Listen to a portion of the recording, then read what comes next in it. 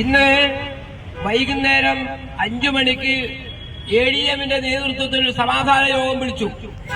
എന്തിനാണ് സമാധാന യോഗം വിളിച്ചത് എന്ന് ഞങ്ങൾക്ക് മനസ്സിലായില്ല. സമാധാന യോഗം വിളിക്കേണ്ടത് ഇലക്ഷന് മുമ്പെയാണ്.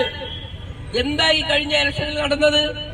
അവിടെ LDFന്റെ ഒരാൾ പറഞ്ഞത് ഞങ്ങൾ സംയമനം പാലിച്ചുകൊണ്ട് ഈ ഇലക്ഷൻ സമാധാനപരമായി നടന്നു. സമാധാനപരമായി നടന്നിട്ടില്ല.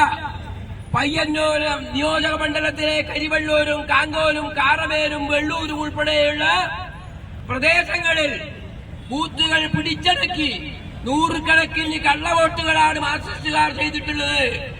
ഒരേ കുപ്പായം മാറ്റി മാറ്റി മാറ്റി വന്ന് ഒരു സ്ത്രീകൾ മാർക്സിസ്റ്റ് പാർട്ടിയുടെ ഏറാം മൂളികളായ അന്തംഗമ്മികൾ നൂറുകണക്കിന് വോട്ടുകളാണ് ഈ നിയോജക മണ്ഡലത്തിൽ കള്ളവോട്ട് ചെയ്തത്.